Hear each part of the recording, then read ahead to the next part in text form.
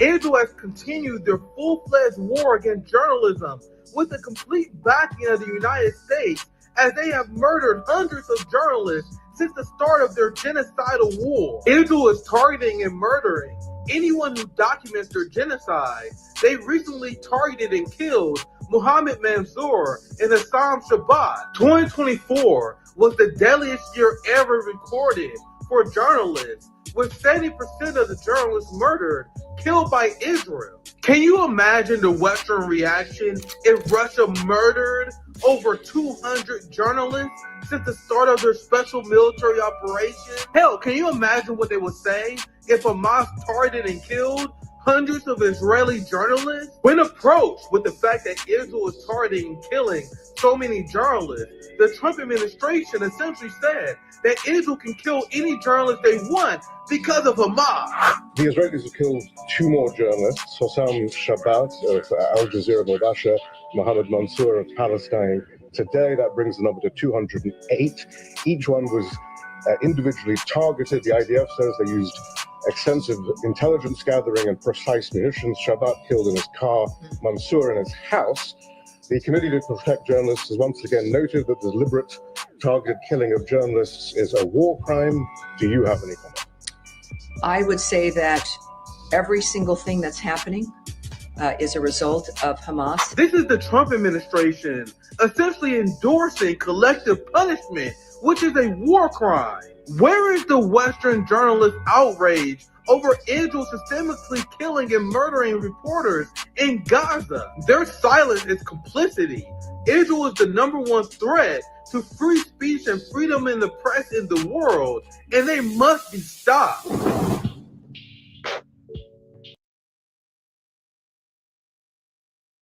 Despite the rhetoric coming from the neocon Donald Trump, we have Pentagon officials that are openly admitting that Donald Trump's strikes on Yemen are not effective and are burning through United States munitions. Yemen is handing the United States once again another L. Despite claiming that he wants to cut waste in the federal government, Donald Trump's bombing of Yemen has been extremely wasteful. In just 3 weeks, the United States has spent $200 million just on munitions used to strike Yemen. That doesn't even include overall operation costs of the bombing. It is estimated that Donald Trump will spend over $1 billion by the end of this week bombing Yemen.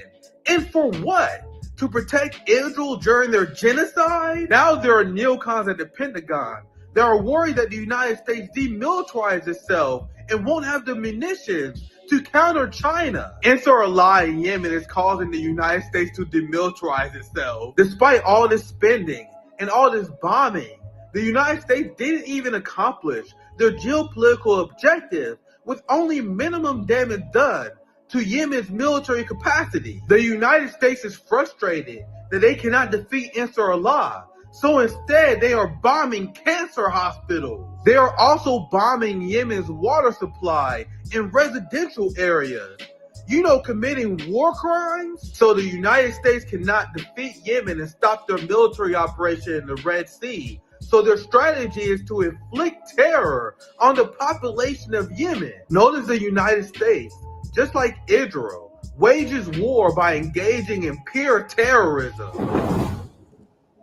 What's poppin', my friends? Welcome back. We have a banger of Friday for you guys today. And I want to go back to that. I want to show you guys this. Because you guys know I'm going to show you guys 2 hotspots a week, because I was still releasing hotspots even though I was on break. This part right here strikes me. And I'm going to bring my brother. I got my hotspot brother Niko joining me today. So I can't wait to get his thoughts on this. But Pentagon officials, and I want to highlight this because I was like, what? That's how I knew I was going to do a hotspot video on this story. Where people in the Pentagon like, hey, man, you guys are using so many bombs. Those are the bombs that we was planning to use against China. So this is them admitting essentially that their plan for 2027, 2028 is to bomb hospitals in China to inflict massive civilian casualties against in China. And I think this kind of relates to the whole tariff thing, because I can't wait to see what my brother Niko had to say about this. But I see the United States kind of just picking the ball and going home. You know what I mean? It's them throwing a tantrum over the incoming Chinese century. So it's like, man, if we're gonna have a Chinese century, we have Europe depending on China, we have China making a move in Africa. Fuck it, we're gonna destabilize the entire fucking markets. If you guys want to choose China, that how you want to do it then? And obviously there's a split. And I'm gonna get my brother Niko. I got my hotspot brother Niko House join us. We know that there's a split among the establishment, the neocon, evangelical Christian wing. Then we have the liberal class. And the same way that the conservatives disagree with the liberals on Ukraine, liberals disagree with the Trump MAGA right on their strategy of just blowing up the global economy instead of having a Chinese century, because that's just my interpretation of kind of what's going on. But Niko, I want to get you in there. What's popping, brother? There's so much talk about it, man. What's going on, bro? It's been too long. I feel like it's been too long. Hey, man, I'm glad you're taking a break. I hope you're enjoying it. But y'all know, hotspot don't stop. We be on vacation. Yeah, hotspot still don't stop. Boy, I remember I was on vacation in the U.S. or I was trying to go on vacation until Israel decided to start a fucking genocide. Bro, I'm in my car on the road. Bro, hotspot don't stop because when the news is hot, man, you got to get it out. And I find it striking that liberals are so heavily against these tariffs, not because they're against it, because they're going to come out, in my opinion, against everything that Trump does, but it's the arguments that they're using, right? And I feel like they're pissed because they didn't know it was coming. That's why they're mad. They're mad because Dow opened up, dropping 600 points, and S&P, like the stock market opened up, and it looked like everyone was genuinely surprised. Normally, like with the pandemic, remember what happened with Nancy Pelosi? Everything's fine. Nothing's closing. We're good. Right? And then we find out later on, they're doing what? Selling their stocks off, making a bunch of money. So whenever everything did close down, and before, by the way, everything closed down, remember they did that little injection of funds from Congress into the stock market to artificially inflate the stocks. Nice. And they sold them. And they made a bunch of money and then played stupid afterwards. This situation, Trump caught everybody, probably including a lot of his administration, off guard. I mean, the dude literally lied about a formula they made up and was like, yeah, man, we had this super complicated formula. No, it wasn't complicated, and that's not the formula I use. And because he didn't tell them this time, right, and they weren't privy to what his plans were, because, I mean, this is kind of extreme even for Trump, to be completely honest with you, and it doesn't really make all that much sense when you get into the weeds of it. But like, they didn't get to make off like bandits this time. That's why they're upset, in my opinion. The billionaires are upset. The corporations are upset because they do business internationally. It's not like they're just based with locations only in the United States. They do business internationally. This affects that. The politicians are upset because they're billionaires, right? They're supposed to be on the same team, Nick. Even if they pretend to hate each other, at the end of the day, they're supposed to be on the same team. Their infighting is always funny to see. It's always funny to see their infighting and see how they play. Nico. But not because like a lot of people point out, like, hold on, I thought y'all supported terrorists. That a lot of people have pointed that out. And in the past, Democrats have supported terrorists. Now, I don't know. I don't think that anyone is necessarily against tariffs. Like, I'm not against just holistically tariffs. I think every country should do what's in their best interest. But also, you got to be smart because, Nick, at the end of the day, bro, okay, so you out here doing 54% on China. You out here doing like 90% on some countries. I think, was it Indonesia or some shit like that? Like, crazy on, like, so high on Vietnam. Bro, these tariffs are insane. And I'm thinking to myself, well, if you're going to do something like that, maybe I missed the executive order or the bill that was passed through Congress, investing in all those industries you are claiming you want to help that you know are about to be immediately hurt. I know you invest. You took out an insurance policy before you made this dumbass move, didn't you? No, he did not. No investment in none of those industries. So what's going to happen whenever everybody retaliates? They don't know. They don't know. I'll tell you what's going to happen. Hey, so, ni hao, man. Because if I'm Europe, think about it, Nick. What's happening? Okay, I've taken such a hit for this Ukraine bullshit that y'all kind of started, right? The United States. They're aware of it. They got to purchase gas and oil in rubles because of Russia. Russia out here, bro, they out here saying, bro, hey, we don't even give a shit. Y'all don't have to take off the sanctions. This is the best our economy's ever been. right? And Europe is suffering. They got the U.S. is in a trade deficit with the EU, but they supposedly had a relationship that was more or less favorable until these tariffs took off. And now the EU in its entirety is threatening retaliation along with other countries. For the first time, Japan, Korea, and China are working together. Do y'all understand how historic that is? That is crazy, y'all. They all together are like, fuck the U.S.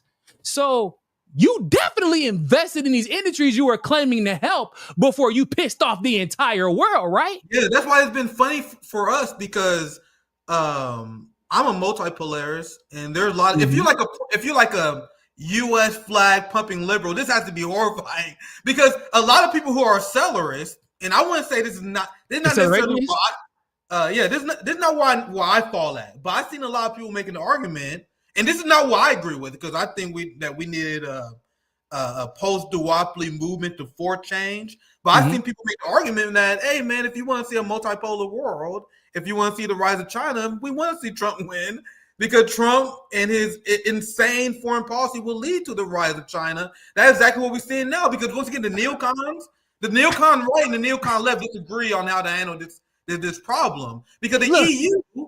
And I always said it made no sense why the EU hated China, because China has been carrying the EU.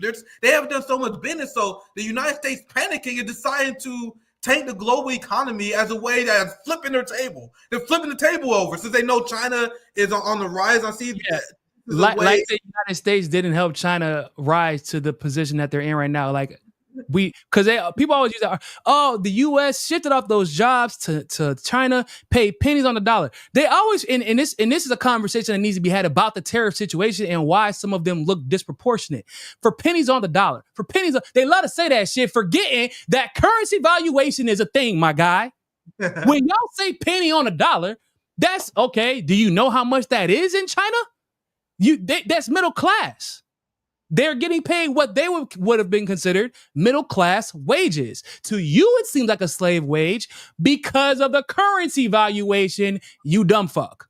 That's why there are situations where there's actual slave labor overseas. Like, I'm not saying that that's not a thing, but that's not what was happening necessarily in China. China took advantage of a hyper-capitalist United States that was trying to avoid regulatory hurdles that were costing them a little bit of extra money, and it killed the entire industry, or not the entire manufacturing industry, but basically killed them. And now fast forward, China invests in industries that they know are doing well. They don't take advantage or let small companies or bigger companies, big corporations take advantage of a situation and then incentivize them to continue taking advantage of it in a way that only profits them and hurts the working class. For example, let's look at Tesla. Speaking of which, talking about China. Yeah, what's happened? Y'all know Tesla stocks dropped 36%. It's done. Elon, they're trying to force 36% drop in a company, guys, that only exists in its current form, in its current dominance, because the United States did literally everything in its power to help them be established as such. No one else could legitimately compete with the EVs of Tesla. He was able to price gouge. He was able to kind of like to secure his niche. And what was China doing on the other hand? Investing in the entire industry. And now they have BYD that's beating Tesla, but BYD isn't the only EV company in China. The industry is doing well. The EV industry in China is doing well. That's not the case in the United States. And we put all of our eggs in the fucking Elon basket. The Elon basket, who never invented shit. He only was responsible for hostile takeovers. Yeah. And couldn't have a successful business without government money. Why would you put all your eggs in that basket instead of incentivizing competition to get the best product? Because that's what China did. Exactly. Well said. That's why I took a break and I came back this week and I immediately lined up some banger guests. You guys know we had to start off with Niko on Friday. You guys know we had to have Niko the first Friday to digest everything that's going down. What bothers me, especially with the approach with tariffs, because Trump openly admitted that he planned on taking the economy. He reposted this video, and this is what capitalists do. They purposely tank the economy. I'm not seeing they do that. the way he is doing it, because this is what capitalists do. That's why I said the capitalists crashed the economy again, and they entitled. And he openly said this. So this is a video he posted on his timeline with this guy. He's dick riding Trump, but he missed that. Yeah, the whole plan is to crash the economy. My question for you guys: I said that in my hotspot video yesterday. Actually, I said like, "Yo, this is a controlled crash." Yeah, I truly believe that this is what they do. Like, people believe that these crashes or accidents. We have boom bust cycles where the capitalists crash the markets, crash the economies, and then they get richer while implementing austerity on the working class. And Donald Trump and Republicans are openly saying that they plan on paying for all the pain with the terrorists with a tax cut for the rich. Bro, exactly.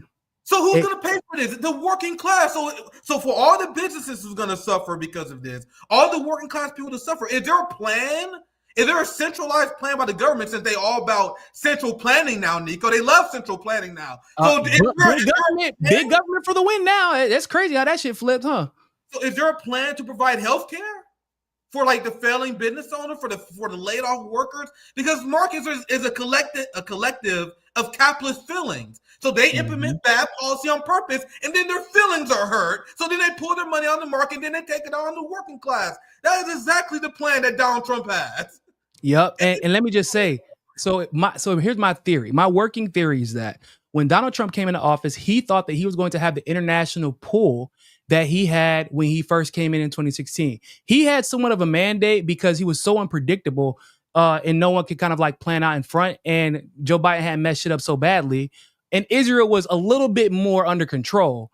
So he could do things like try to pull the CIA out of Syria. It didn't work out, but he could show signs that he is trying to stabilize the world economy, or at least maintain that weird ass that weird ass status quo they had, right? Where everything is stable. I'm not saying it was a good or right, but it was stable for the West, right? You didn't have Russia going to war, like out and out war against Ukraine. That's a huge strain on the economy because of how much it affects the United States and Europe.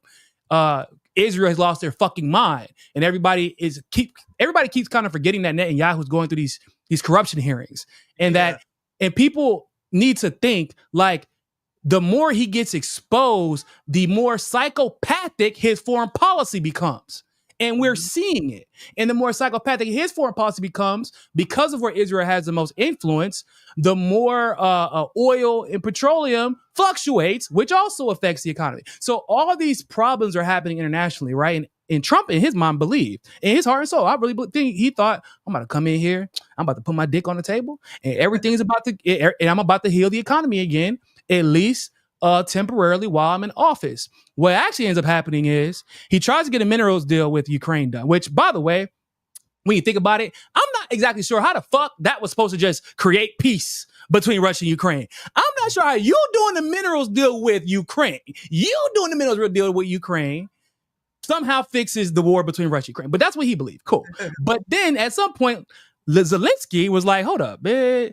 I think that you need this deal, because what people don't know is that Ukraine has some of the largest untapped lithium deposits in all of Europe, and they need that shit. Why? Because China and EVs, and the U.S. is losing that war.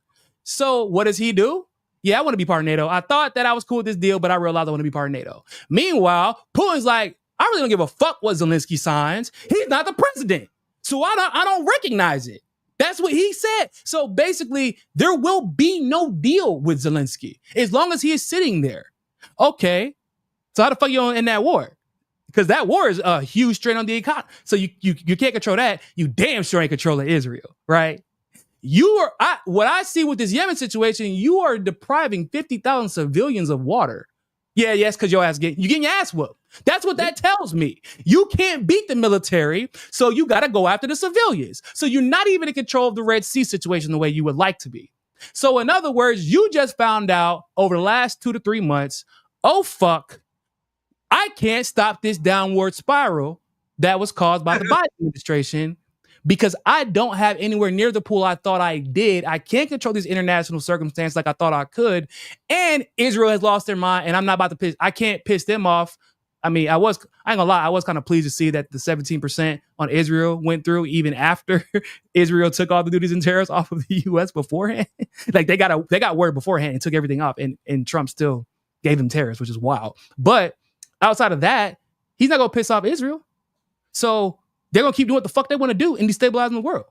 So yeah, gotta go into a controlled crash. Fuck it. If we gonna crash the plane, we're gonna try to glide this bitch on the harbor, okay? And give a parachute for the wealthiest of the world, or the wealthiest of the country and the elites to land softer than the rest of us. But best believe we're crashing, and it's just a controlled crash.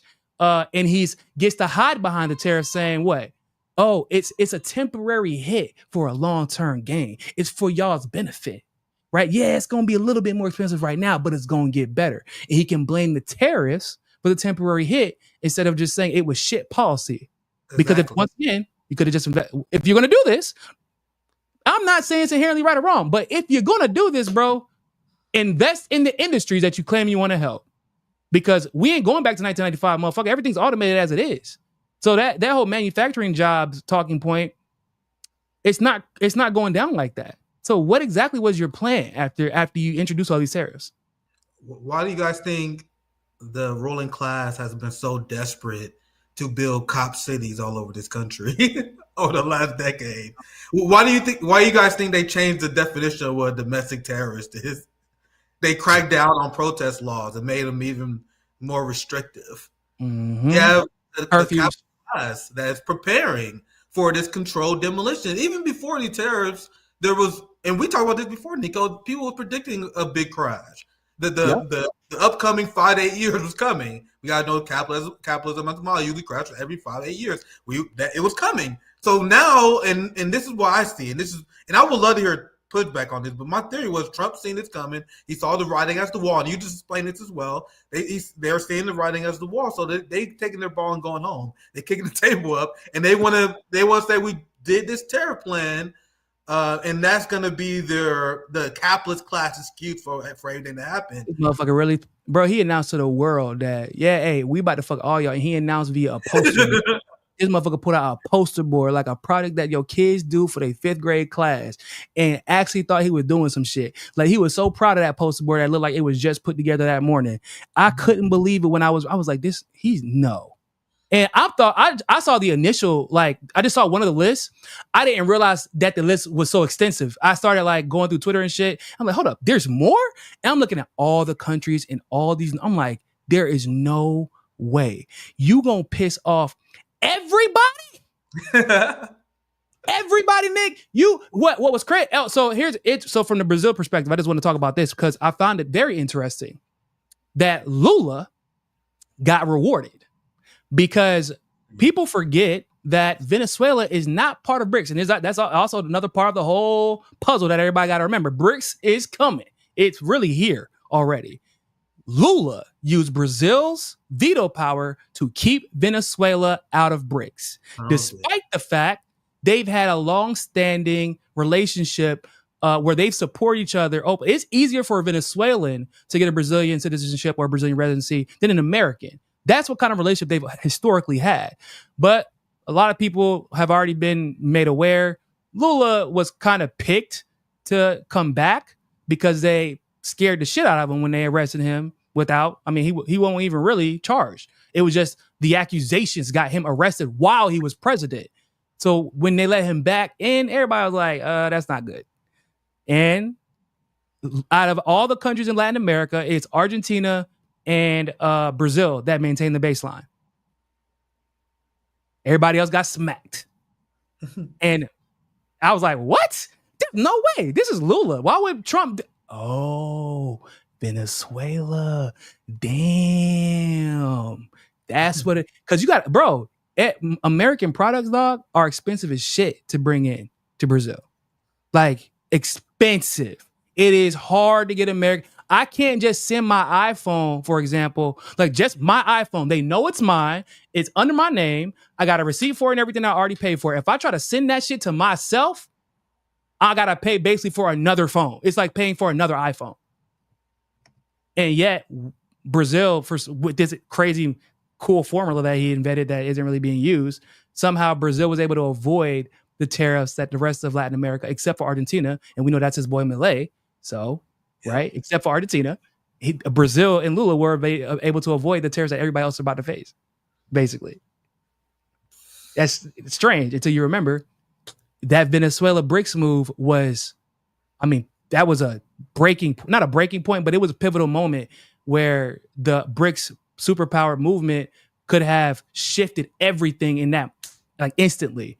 And even though Russia is still doing a deal with Venezuela, that's not the same thing, right? We know that. So, and it also shows that there's going to be a tumultuous relationship between Venezuela and Brazil going forward, which could present problems for BRICS overall if they don't get it together. So it's the whole thing. Like I said, it doesn't make any sense outside of like what you just said. It looks like a controlled crash, and it looks like there was some favoritism that was played, but not in a traditional way.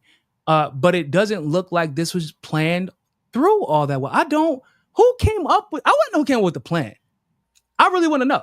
Like, first of all, who came up with the lie that we're gonna put out this formula that, like, and we're gonna claim that we use this formula. You saw that too. I want your thoughts on this, Niko, because I never pretend to be an expert in tariffs, but they claim that they want to apply these tariffs will jack up the cost of goods, which when Americans are struggling with the cost of goods crisis, so because they claim that manufacturing jobs will come back.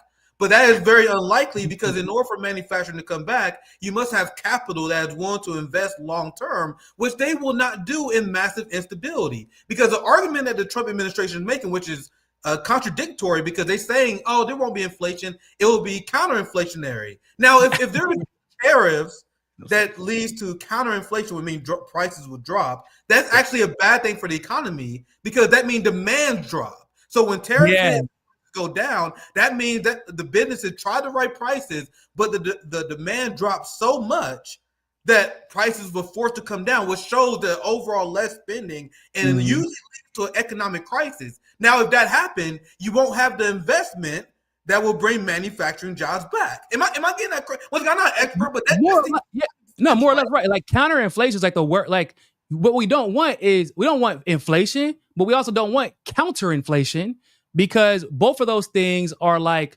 inorganic. Both of those things are caused by external circumstances that what's the word in English? Oh, that artificially create prices. What we want is a natural flowing movement of price. Yeah, supply and demand, right? Even though I don't like that's a whole different thing. But like, we want, if we are going to engage in a quote unquote free market economy, we want a supply and demand driven price range based off of true competition, and that's not what we're getting. And also, I don't understand how taxing or fucking Indonesia, who's like sending us coffee, for example, how that gonna bring back manufacturing jobs? That's a great point.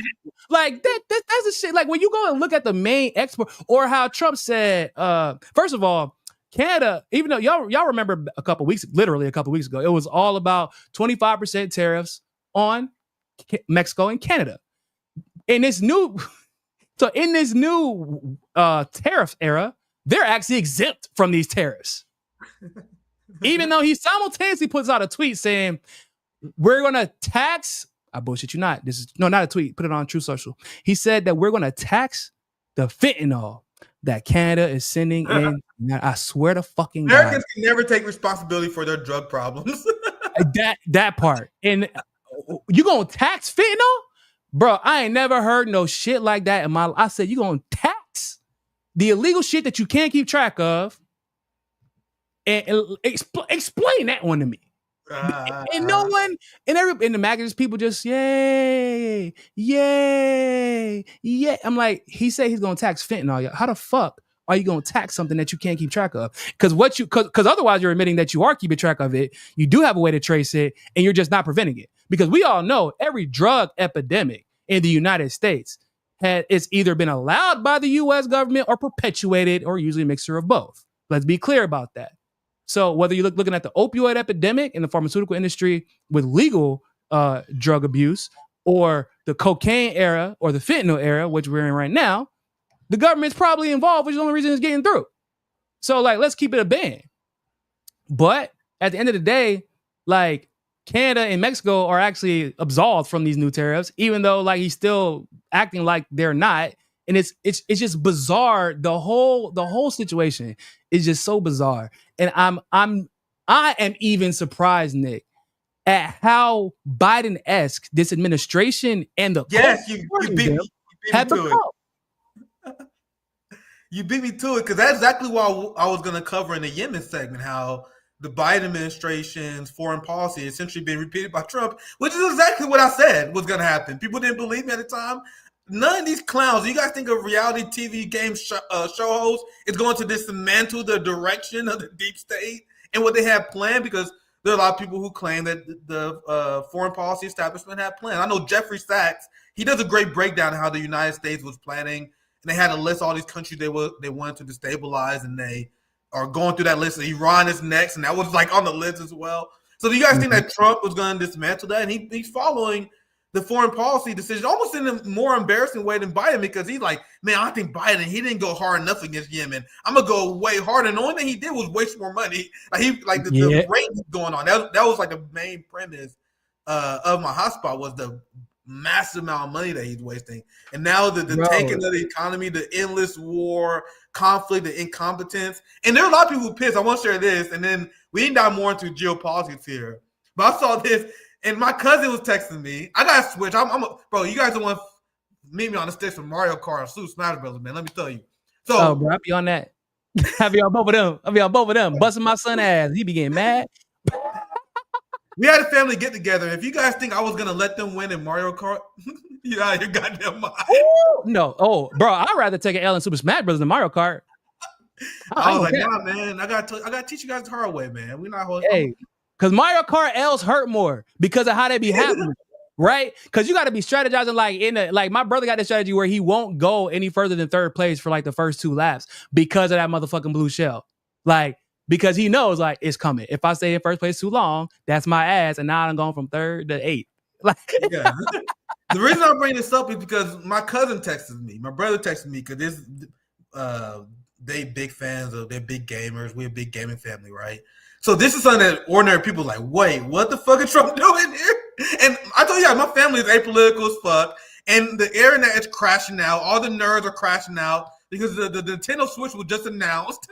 It was all this excitement. Now that's being pushed back. So complete other political suicide. Like hell nah, bro! I was about to get mine. Yeah, they changed the date to like April to like June or something. Like the point that I am making is that this is gonna be failed.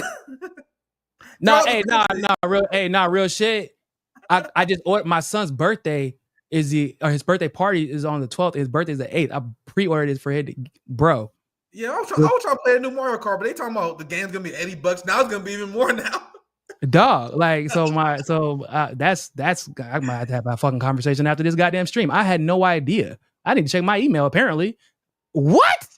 Yeah, bro. People are that's fucking so furious. wild. Bro, the anime profile picture folks, they are fucking furious.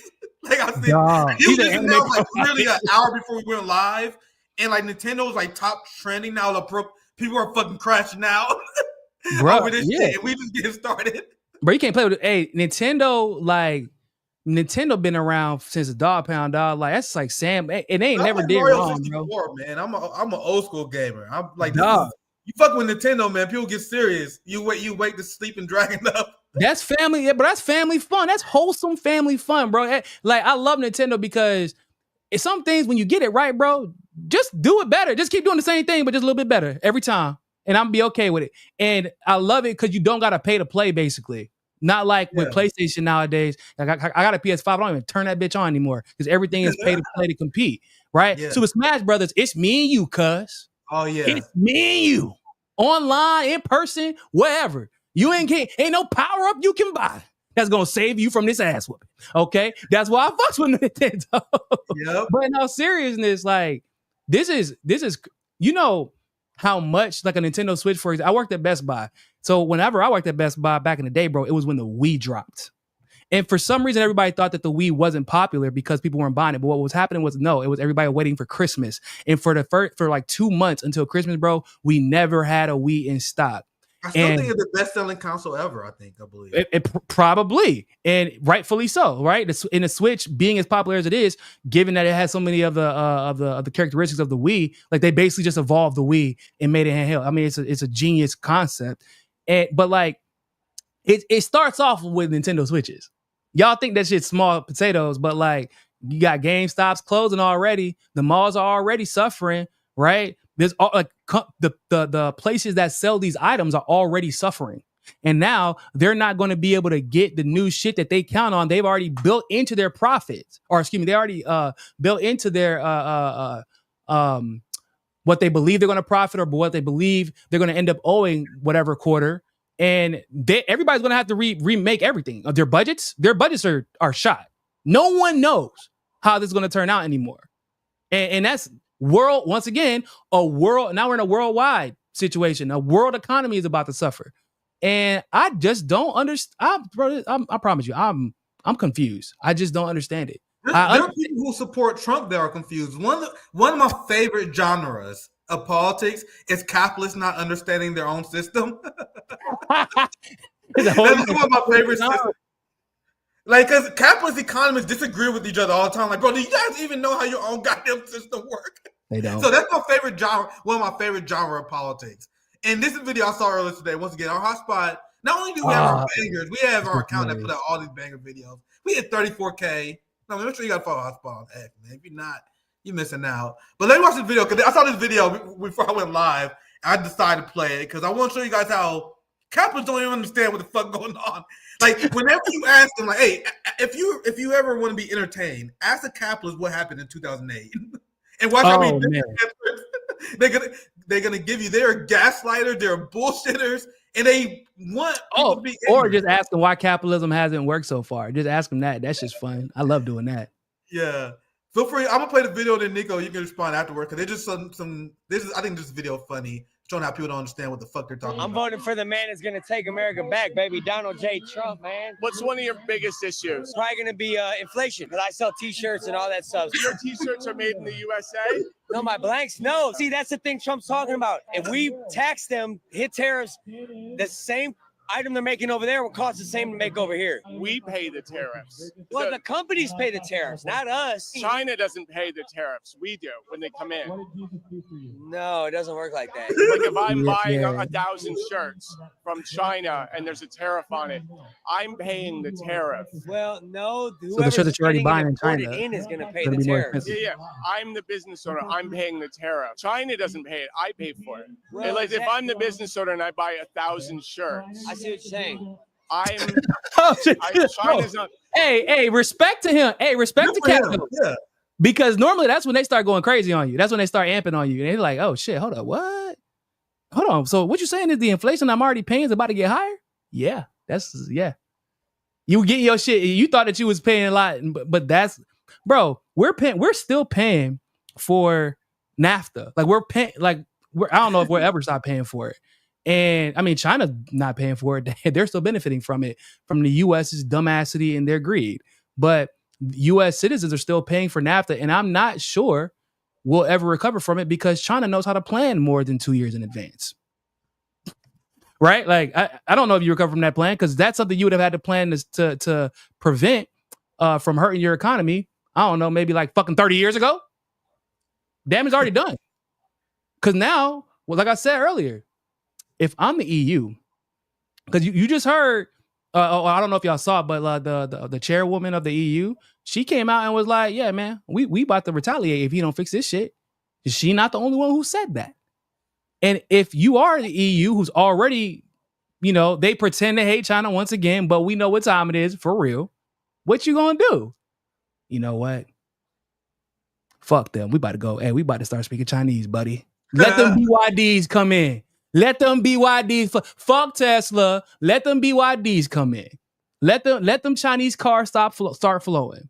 Let's start bringing because you got to do something. You got to do something in the only other economy that can compete independently with the United States, that can keep up with the manufacturing productivity is China. And it will probably be cheaper because they're doing everything in-house. Hey, look. I'm really about to put my kid in a Chinese immersion school. I'm not even playing because I just don't see a world where China is not the dominant economic. I mean, they kind of already are. Like BYD beat Tesla. And they can't. Tesla can sell in China. Tesla sells in China. Tesla sells in the US. Tesla sells in the UK and all the EU.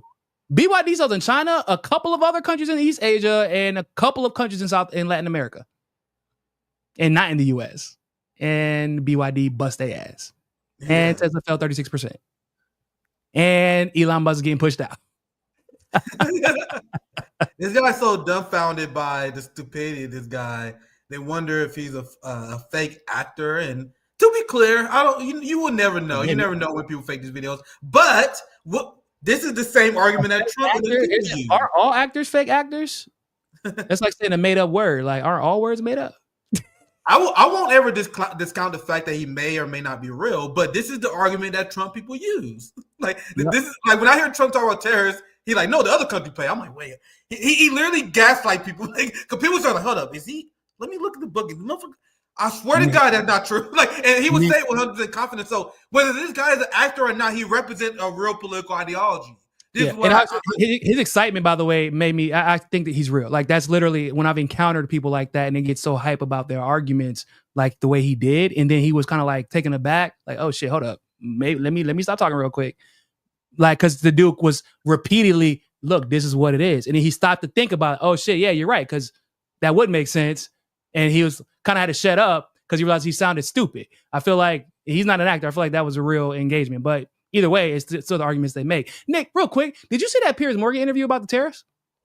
That clip where the highness if you want to watch it, we can watch it if you want to put it in the chat. Bro, let's finish this clip here. Go ahead. I gotta send it to you.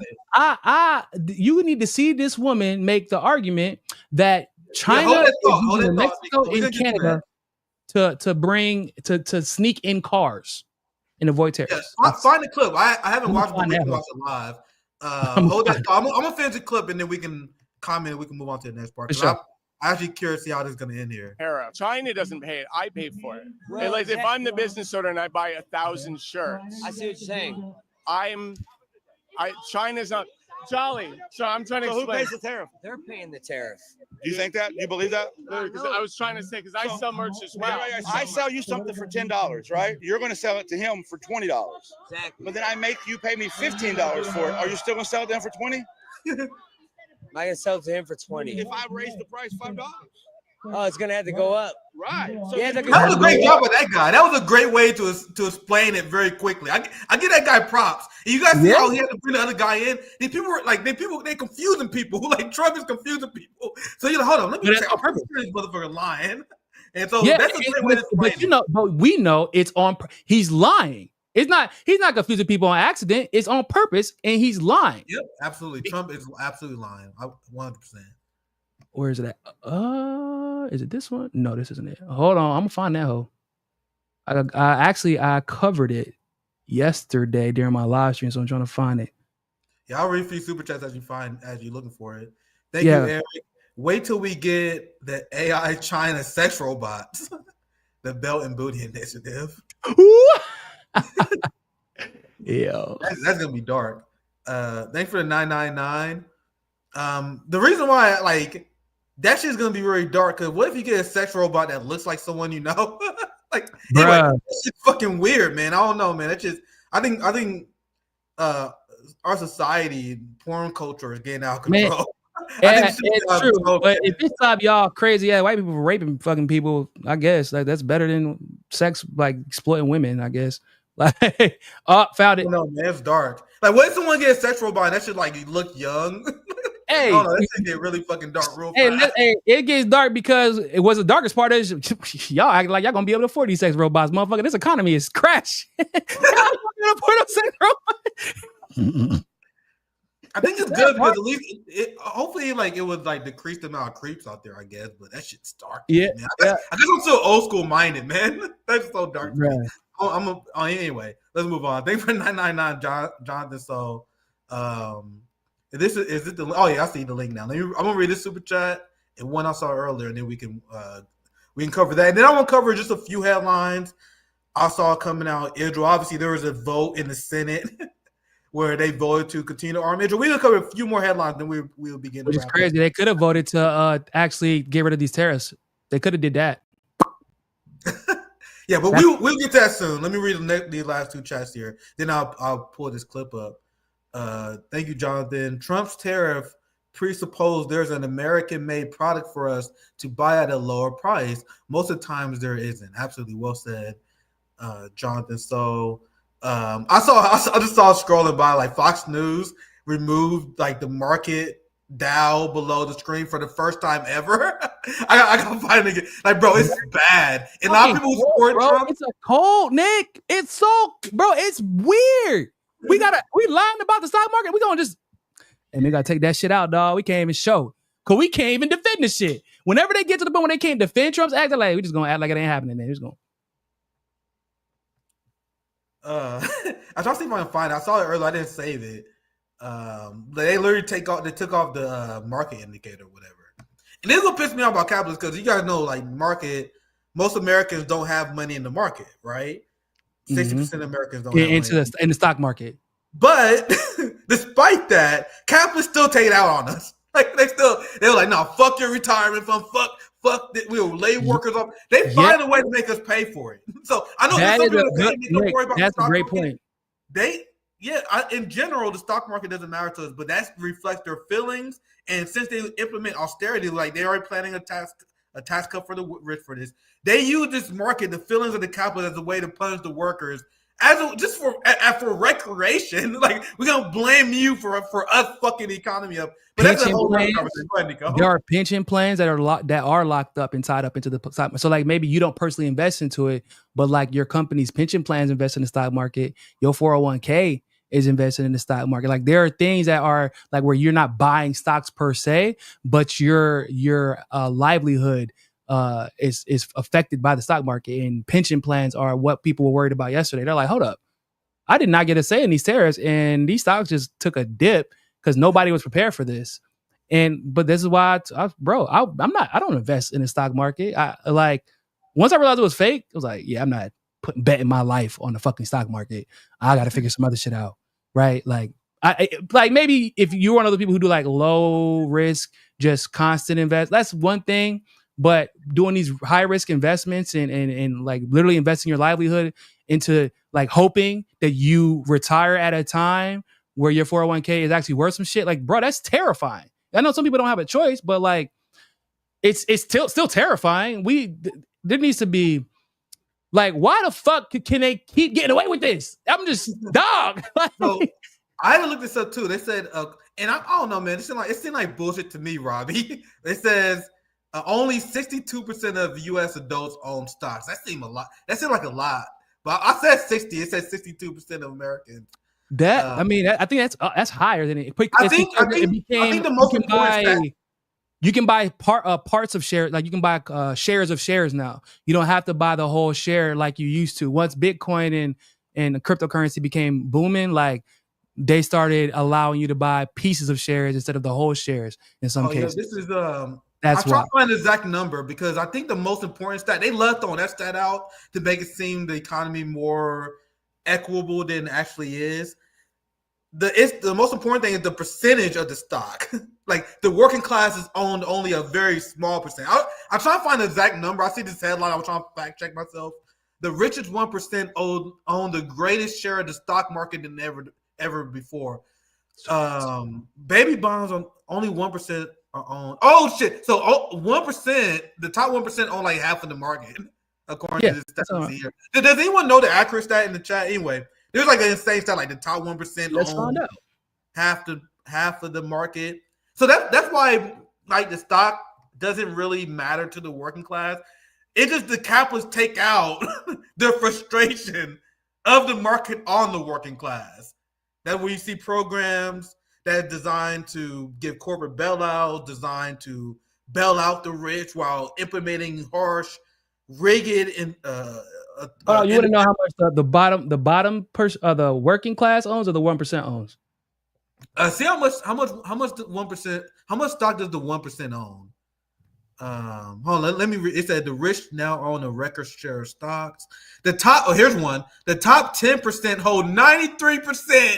Oh, Jesus Christ. See, fuck that other stat. You know that stat that says 60% of Americans have stock? Fuck that. That stat means nothing. The top 10% own 93%. And the top 1% own 50% of the total value of US. Bro, that's insanity. That's crazy. That is crazy. Bro, we don't own shit. Basically, like your little $2 that you throwing in, a little $1,000, that shit that's nothing. And that's another point I wanted to make to a liberal. I still wanted to make sure I hold Trump feet to the fire. But for everyone that's saying that, I seen actually I do have a stock to show you guys. Jen Psaki and Democrats are already doing this thing where they saying Kamala was right. Kamala was right. She came out and said, "Oh my God, I told you guys." No, motherfucker, under Joe Biden, the top 1% literally made a record amount of money. So yeah, Trump is engaging in a self-demolition of the economy, but you guys did too. You guys oversaw the massive transfer of wealth from the working class to the top 1%. So guys, I'm dissing Trump and we should go hard at Trump at this, but don't let Democrats get out of this because I know that Trump is trying his best to revive the Democratic Party. He's doing his part. He's trying his best, but we cannot let Democrats because they are taking the victory lap. No, nigga, you are responsible for the tanking of the wealth of the working class too. All you motherfuckers. That's how Republicans won at the local levels and at the congressional level because y'all sucked and no one came out to fucking vote for y'all. Because if Trump would have won because of him being popular, which would have been a very realistic possibility, and y'all maybe take the House and they keep the Senate or vice versa, y'all could have prevented a lot of this shit. But y'all were so horrible, and no one wanted to hold Biden accountable, and y'all didn't want to hold each other accountable while the threat of Trump was looming. Now we're in a situation where Republicans and Republicans are controlling the House and the Senate, and they're controlling local governments, and Trump can do what the fuck he wants to. And y'all complain about it. And y'all not even, what's crazy is, while secretly signing off on his fucking agenda half the time, behind the scenes. That's what's crazy. Voting for the shit. They'd be voting for half the shit the Republicans be introducing. All right, I'm telling you, a Republican, or excuse me, really a Republican's wet dream is when a Democrat becomes president, because a lot of the shit Republicans want to do, they do it while Democrats are president. But also, when Republicans are president or they have control over the House or the Senate, Democrats just let them do what the fuck they want to do so that they can use it to run against them the next time. Either way, the Republicans win. I'm looking up some stats here, because look at this cringe here. Look at it. Kamala, how fucking dare you? Because I wasn't planning on doing a segment. I'll just cover it in passing here. Because she's doing this thing where she's like, and all the liberals I told you guys, Kamala Harris had an economic degree. And Kamala says, I'm not here to say I told you so. And I pull up this stat because I'm trying to get the exact number. There are all these interpretations where I see one that said the top 1% gained $2 trillion in wealth in 2023 alone under Biden economics. As the Americans were struggling so much under Democrats, they heard Trump's bullshit about tariffs, and they were like, they got to be better than fucking with Biden. I ain't never had no tariffs for lunch, but that shit got to be better than whatever I had. It's true.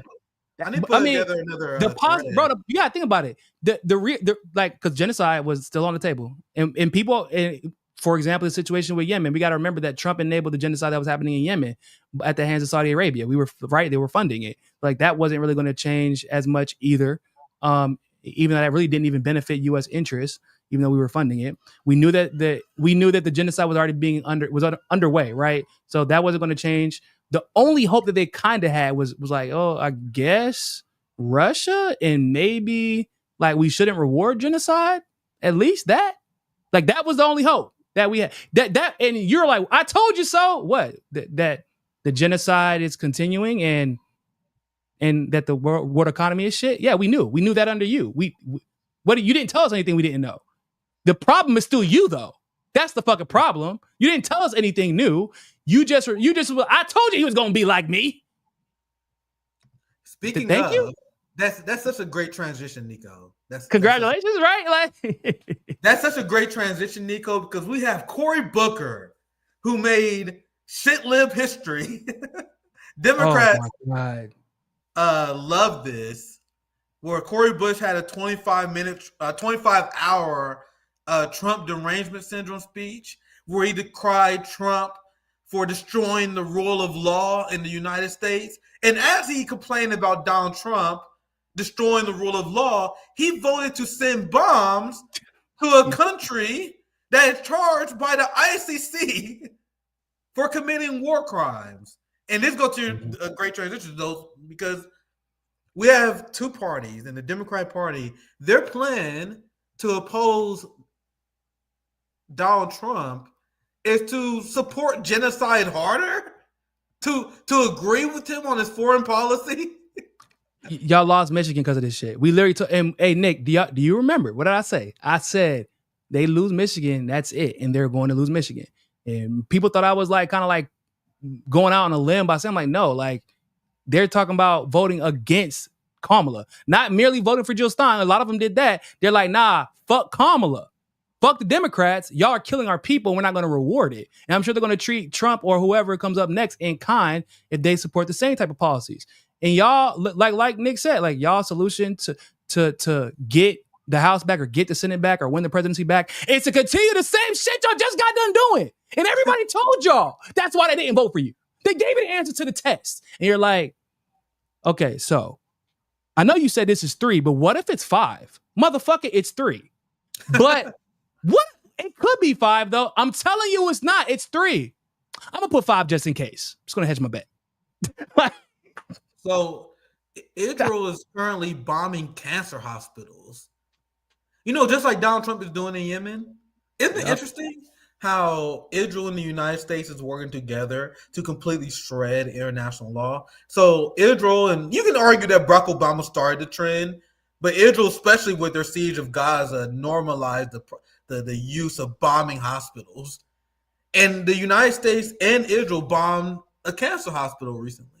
So as Cory Booker and Democrats pretend that they are the unique answer to Donald Trump, they voted against Bernie's bill. And by the way, I'm glad that Bernie Sanders finally decided that forcing a vote is a good strategy, because Bernie Sanders, good on him for this one action, good for him on this action. Bernie Sanders forced a vote on whether we should arm Israel, knowing that vote would interesting that he didn't do that. Why didn't he do that during Biden? Why didn't he do that while Biden was president? And when they had the Bernie, knowing that vote wouldn't pass, he did it because he wanted to get a record of the senators who voted pro-Israel.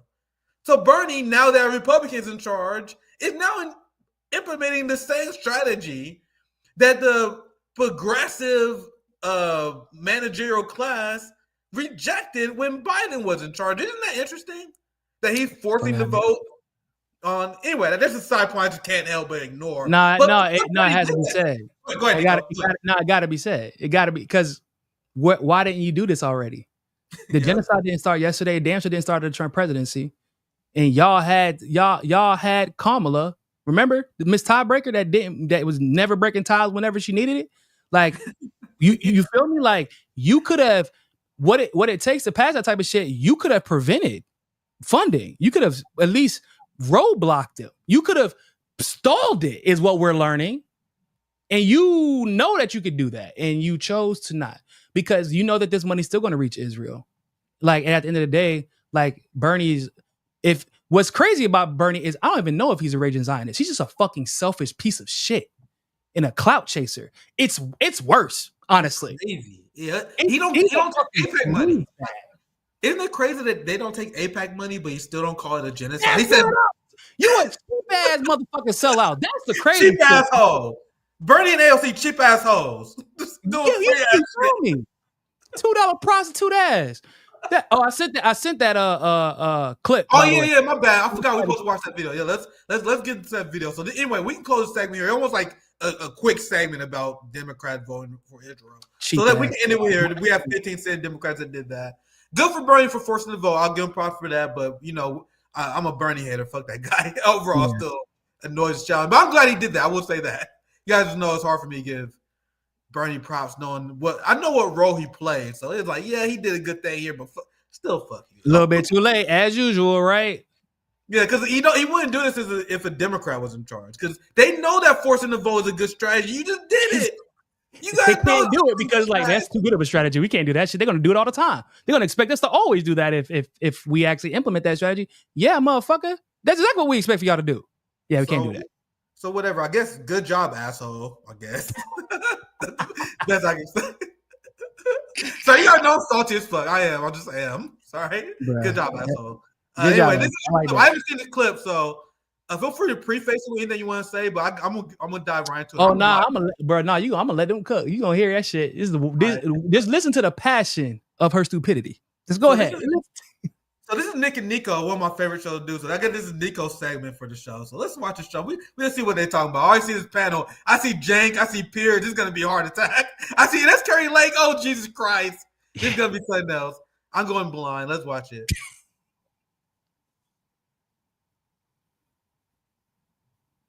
It's silent. Is the sound working? No, it's silent. All right. Good catch. Sometimes I don't know why it doesn't. It should be happening to me too. Yeah, is it like a glitch? All you gotta do is refresh the page and it'll work. Just let me know if it's silent again. Let me start again. What I find so frustrating about the conversation around tariffs is that we all agree on the problem. We all agree that the deindustrialization of America led to the downward mobility of the American working class, deaths of despair, people working multiple jobs and not being able to afford the American dream. We all agree that it is deeply unfair for the American middle class to be bearing the burden of unfair tariffs from other countries. We all agree that it is great for the president to have leverage in order to demand reasonable things like that countries stop allowing fentanyl to murder. So on this point, you want to know what's hilarious about this? Because MAGA say, well, don't you know Trump is using tariff as a negotiation? That doesn't make sense when Trump said, hey, there's nothing that's going to change my mind. I'm doing this tariff. Like, nigga, if Trump said you're not going to change your mind, there's nothing to negotiate over. just to destroy this little point real quick. Because they are not using tariffs as a way to negotiate because China called the United States weeks ago. During the first Trump administration, China was like, can we negotiate our way out of these tariffs? And Trump said, nope, we're doing these tariffs no matter what you do. So you are not using as a negotiation tactic. That is just a dumbass, lame talking point that they use. But go ahead, Niko. And Israel literally removed all of the duties and tariffs. And they're like, yeah, but y'all gonna hold it 17% still. Here you go. Hold that. Reciprocity. I don't think that actually anyone in the U.S. government knows what the fuck that word means. I feel like that is just not an SAT word that a lot of them got right. Because I'm like, do they do know what reciprocity actually mean? Like that mean like we do some shit and you do some shit, like quid pro quo, like igualmente, like equity, like yeah. What we really meant was we just trying to catch up. We trying to catch up on our counts. Y'all got a surplus, we got a deficit, and we trying to catch up. That's actually what this whole thing is about, especially with China. Because if you did reciprocity, not because it wouldn't even inherently be anything wrong with reciprocity. The problem is that's not what you're doing, and because it wouldn't really fix anything with the countries you need to fix it with. Doing reciprocity with China still gives China the advantage because you owe them money, not the other way around, and they know that. But they use this reciprocity, and they're like, "Yeah, my base is fucking stupid. They have no idea what that word means, but we gonna say it because it sounds good." Damn. So I went back a few seconds. I'm gonna continue to play it. She mentioned fentanyl. I bet she blames America's drug problem on someone else. I bet you. These people refuse to take responsibility. They refuse. Everything they project onto our communities, Niko, is what they do. They refuse to take responsibility. Star David. If it's a star, she wearing Star David. You know there's some projection. You already know there's some projection. You know that. You already know what time it is. Every accusation is a confession. Come on, man. You gotta get serious, man. You gotta get serious. All right, let's continue. You're killing me, man. Let's continue. That it is great for the president to have leverage in order to demand reasonable things like that countries stop allowing fentanyl to murder 100,000 Americans every year. Sorry, nigga. So it's China's fault. It's Mexico's fault. It's not the United States' fault for creating life of despair for working class people. It's not America creating meaningless lives for workers where they have nothing going for them, where they work like factory robots 60 to 80 hours, and they still can't afford shit. And not because of the loneliness crisis that our society manufactured, because they kept towns away from each other, because they wanted to sell more cars. Because they wanted to sell more cars, they took away recreation. They took away community. They created highway towns. Now people are separated. They're more lonely. But let's not blame city planning, which is to play a big part of the American loneliness crisis. Let's not blame them. You gotta leave your family to be successful. Like you gotta go away to be successful. Like move to a different state, move to a different city. Like and which, by the way, ironically, when you leave to find success, you are taking away your safety net of family and community. So when you do fall, which is an eventuality, it's not like it might happen. Everybody falls at some point. You fall on your ass instead of falling in the lap of your community. It can't be all of those factors. It's China, Mexico, and Canada.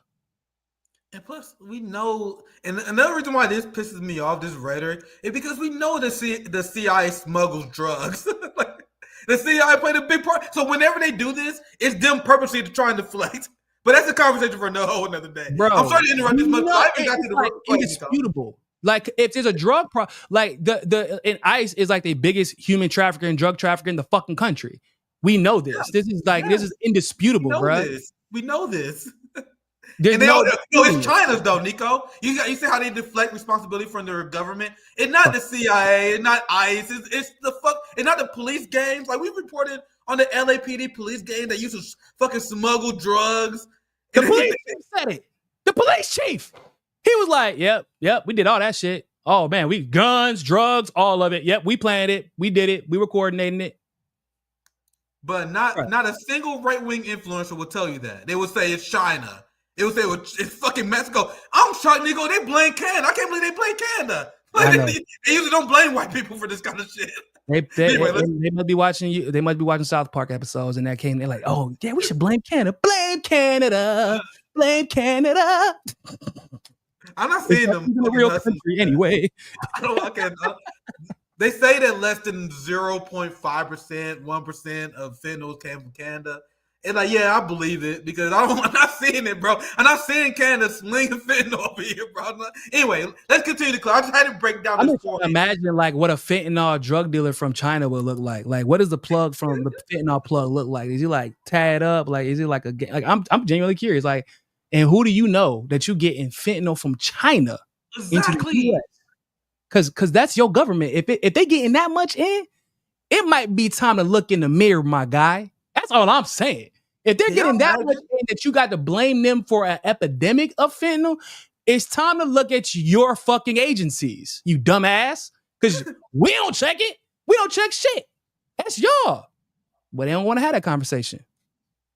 That's simply the argument that Claudia Sheinbaum, the president of Mexico, she used that argument like, bro, stop blaming us for your stupid ass drug problems. Anyway, let's continue the clip. I made it about 40 seconds before I went on a tangent. I'm gonna watch more of this. I haven't heard what Carrie Lake said yet. God forbid. We got Jank here. We got Piers. This is gonna be a fucking clusterfuck. So I'm gonna go back. A little bit. Sorry for interrupting, but that was a very important point that I wanted to make about how white Americans, they're just blaming everyone else except themselves. They refuse to take responsibility. It's so wild to see. You know what I mean?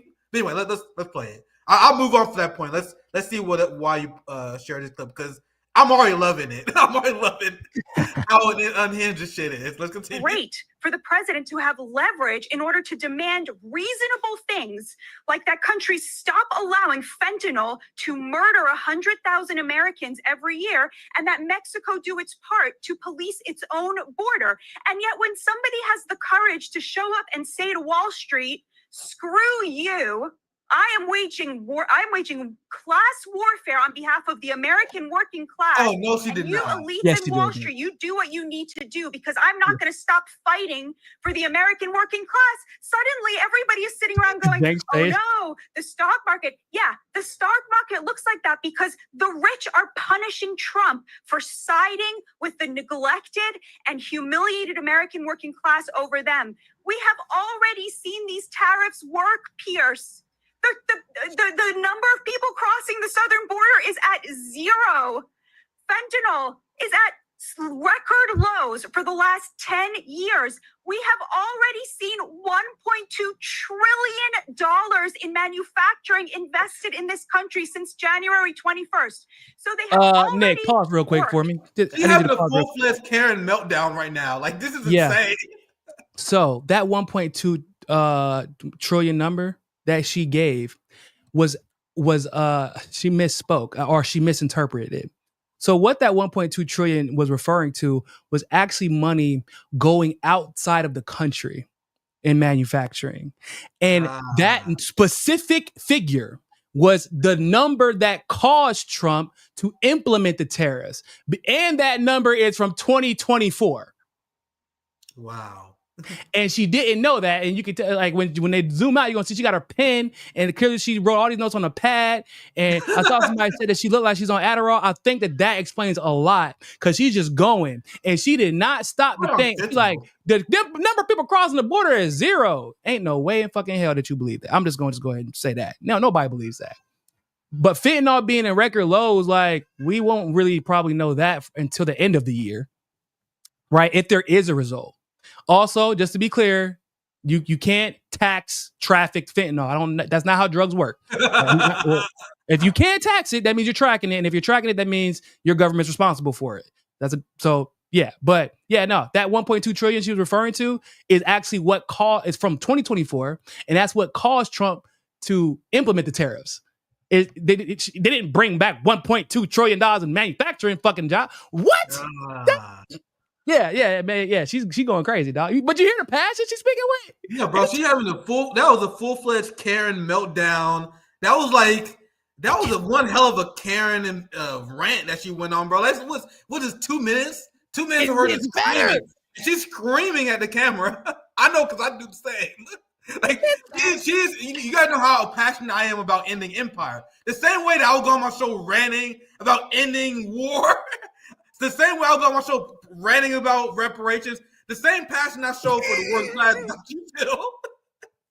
That same passion is about this. She got the same amount of passion about the stupid shit that's coming out of her mouth right now. That's what's hilarious about it. I'm not knocking the passion because I got passionate. I melt down on the show all the time.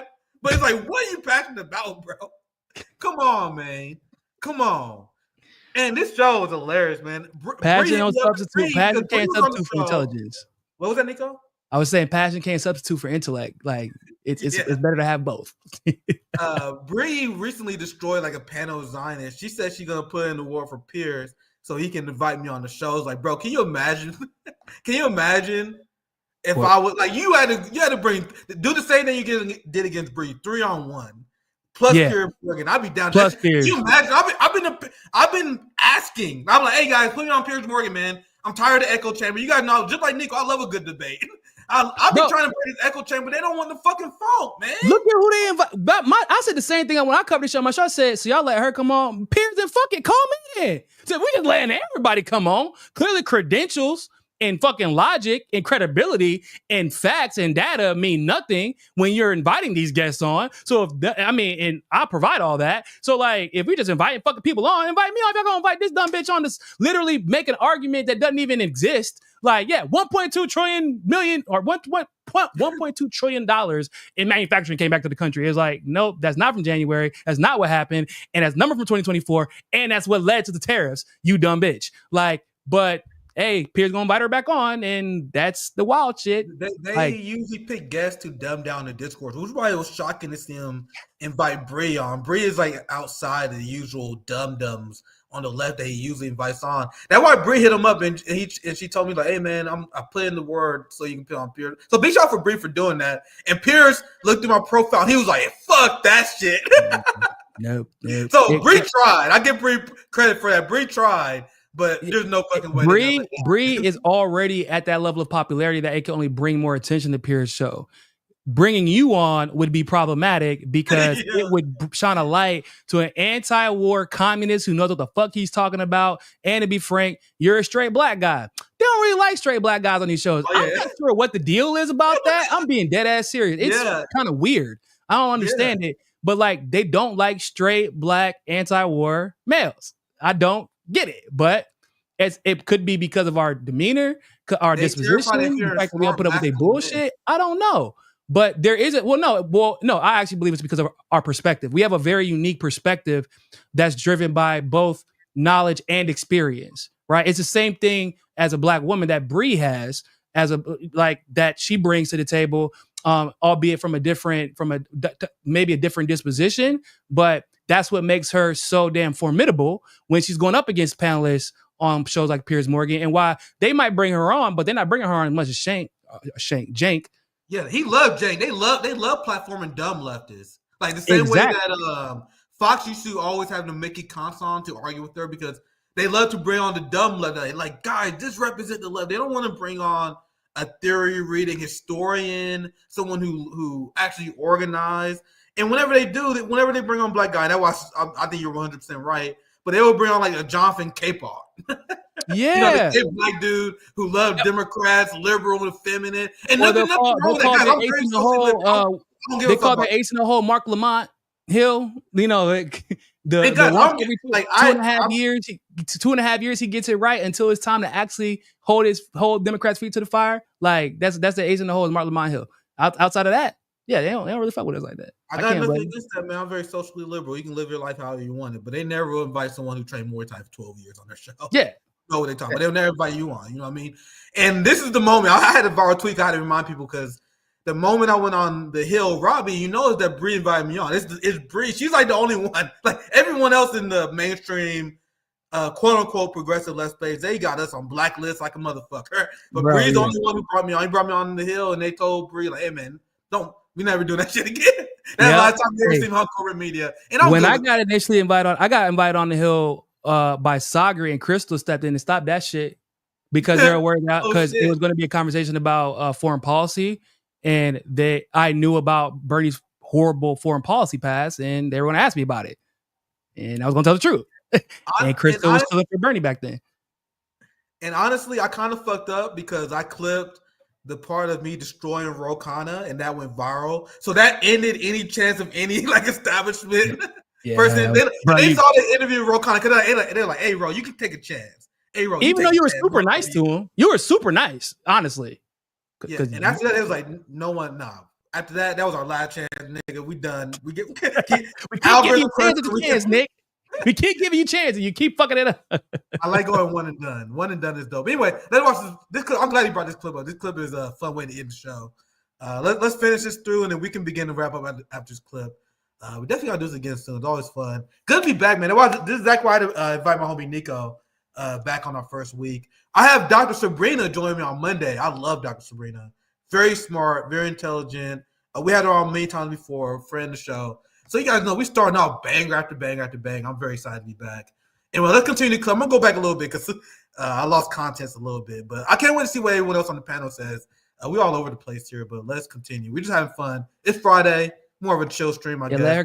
Let her continue to roast herself. $2 trillion in manufacturing invested in this country since January 21st. So they have already worked. Now, how long is Wall Street going to keep trying to punish this president for standing the American working class?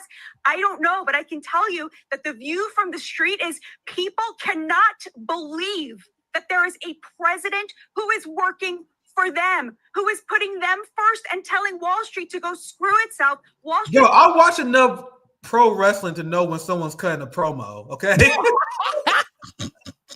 Why this motherfucker trying to sound like John Cena right now? They all perform for Trump. You know Trump doesn't watch Peer, does he? Oh no, like these motherfuckers, they perform for MAGA talent scouters. Like they and I noticed that these right wingers, they cut promos like WWE wrestlers. Oh, bro, it's so bad. It's so obvious. Speaking of Russell Brand. We can cover that at the end. We can cover that last. Hey, speaking of Russell Brand, fucking hold that thought. We cover that at the end. That'd be our last segment. Let's continue this video. Hold, because I definitely want to cover that. Hold that thought. Let's continue this. Let's see what this is, Karen. She's 2 minutes in, man. She ain't letting no one speak. 2 minutes in with this meltdown that she's saying. Which picked the Democrats for the last 3 election cycles in a row. That's what the real story is here. American Compass did a survey of just GOP voters. We know now that the majority of Americans who make under $100,000 a year now vote for the Republican Party. So that was almost a means-tested poll. And they found that 77% of GOP voters... said a means-tested poll. Mm-hmm. Do you want to explain to the audience what a means-tested poll is? Because I have no fucking idea what that is. I've never heard of a means-tested poll. What the fuck? I mean, I guess technically speaking, if it's a poll, it is the mean of whatever the people you like. What the fuck is a means test? She said that shit with her whole chest. It's kind of like a means tested poll. Okay, what does that mean? How did you means test the poll? Did you go around and ask people like if it was true or not? Do you trust this poll? Okay, the average said yes, so it was means tested. I don't know. That's not a thing, guys, but what I'm telling you. But we, like I said, let her cook because she is speaking with so much passion about this shit. And she's coming out with means tested polls and fentanyl has stopped and people are not crossing the border anymore. And Trump is actually fighting the billionaire class after he gave them fucking $1 trillion in tax breaks. Yeah, that's cool. Mm-hmm. Let's continue this clip and then we finish with Russell Brand. The working class, not the elites, said that when they were asked, they said they would be willing to pay higher prices if it meant bringing back manufacturing, because of course in their mind they are going to be the beneficiaries of those manufacturing jobs. About Canada, a lot of people are asking, why Canada? We love Canada. Canada are our friends. Why wage this, tariff war on Canada? And of course the answer is simple. Canada and Mexico are the back door to the American economy because we have this trade deal with them, the USMCA. So if there are no tariffs on China, if Canada and Mexico do not match our tariffs on China, China simply builds car manufacturing plants in Canada and in Mexico, which they have already done, and they use that in order to get tariff-free cars into the American market, which is exactly what President Trump is trying to get away from. Oh, what? So what he wants from them is for them to close that back door. And I just want to emphasize again, back in the 70s, when the majority of the GDP in America was in the middle class, right? That's kind of like the golden era that we look back to of when the economy was really healthy and working class people felt that they could afford a middle class life. 25% of our economy was in manufacturing. Today, the top 10% control over 60% of the GDP. And that is a direct result of the fact that only 10% of our economy is manufacturing. And the largest share, 20%, is in finance and real estate, which is, of course, how other countries artificially inflated the dollar, which makes the product of the American worker unaffordable. And so what the tariffs are doing are simply saying we are refusing the race to the bottom in wages. It is unfair to the American worker, which I think we have all basically agreed on at this point. So there's no way I can do this show sober, by the way. Like, Brie, if I ever do this show, just know I'm about to get lit. There's zero chance I could ever sit through this shit sober. Oh my God, bro. She said China is using Mexico and Canada to manufacture cars and send them into the United States through a back. Oh, what? Where did she get that from, Nick? What is she talking about? Like, bro, they had to listen to that for 4 minutes. I'm like, Pierce, motherfucker, can you stop her? Yeah, why don't you interrupt her like you be interrupting fucking George? Right. You be interrupting George every 2 seconds. But do you love Putin? But do you love Putin? But you love Putin. Do you criticize him? Like, you couldn't stop her from sounding like a fucking idiot. You let her talk for 4 minutes. She's using China. They using Mexico and Canada back. What was that last thing she said? Oh man, hold on. What was the last 10, 15 seconds right before she said something wild? I'll play the last 20 seconds again. Countries artificially inflated the dollar, which makes the product of the American worker unaffordable. And so what the tariffs are doing. Bro, she said other countries, because of the real estate market, whatever the fuck, in the finance industry in the United States, other countries are artificially inflating the U.S. dollar the U.S. is printing, fucking just printing that the U.S. controls. These other countries that usually base their currency valuation in some way, form, or fashion off the valuation of the dollar. Because so of course it would be wise for them, Nick, to inflate the value of the dollar so that it can directly inflate the value of their currency and become less valuable overall. That makes all the sense in the world, right? Jesus Christ. Piers, if you just inviting anybody on, dog. Anybody. Call your bro. The funny thing is, I literally see it all the time. He invites people with less following than both of us all the time. Like, it's not like a out thing. You know what I mean? But it's because they're dumbass. Like, if you're gonna invite somebody on less followers, it's like, oh, it's a dumbass is gonna make this other smart person that I likely agree with, or create a viral video with this smart person who's popular that, you know, is gonna bring people. Like, that's what he does. He's not gonna invite somebody with less followers who's smarter than the rest of the panel. He's never gonna do that. Like, he's gonna do it. I mean, I guess the closest that he got to it was Dave Smith at the time back in the day. Like, and he embarrassed the panel, and like they won't have him back on for pro-Israel shit no more, or anti-Israel shit rather. So they should have Dave on to defend his stance on voting for Trump. I know that. That's for damn sure. I rock with Dave, but hey, look, you can't be open. Like, it's a grift, yo. Like, I can't. As a person who respects everything that David's been consistently principled and anti-war when it comes to Russia, when it comes to Russia, Ukraine, and NATO, when it comes to Israel and Palestine, and even with this Yemen situation. But yet you knew who Trump was, and you openly was like, I'm gonna vote for Trump. I'm gonna vote for Trump. And in my opinion, that is cowardly. Not calling you a coward, but I'm just saying respectfully, it is an attempt to hold on to your base because you know where your money is made. It is not a principle stance. It is a marketing stance.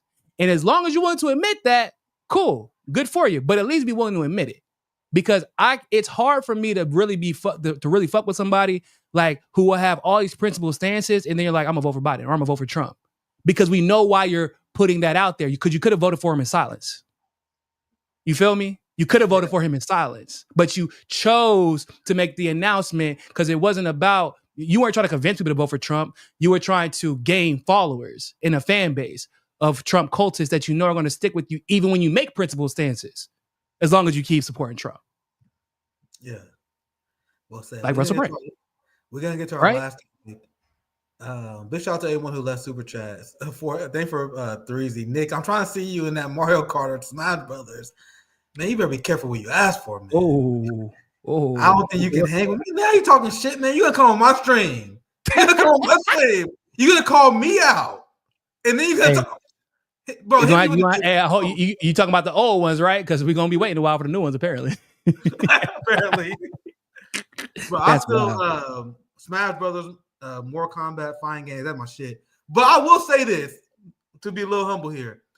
There are these Gen Z gamers, bro. These motherfuckers are legit, bro. I can't hang with these motherfuckers no more. My thumbs don't move as fast. So I will. My nephew holds a controller like this when he's playing shit, bro. Like, he be using all his. I'm like, yo, what the hell? My brother don't play Call of Duty with my nephew anymore because he said, I'm not fucking with them little kids. My nephew 10 years old. He said, boy, my brother used to be. It was crazy. My brother was the guy of Call of Duty and Halo. He was like the one that was talking shit to everybody because he was like that. But my brother said, I ain't fucking with these little 10-year-olds. I said, what? He said, bro, I go in there. I'm just hoping Cam carries me, right? He talking about my nephew. He's like, I'm just hoping he carry me, dog, because these little kids be going at it, dog. Bro, these esports are wild, bro, because esports wasn't really a thing. We game for the fun of it, you know what I mean? But now they got esports.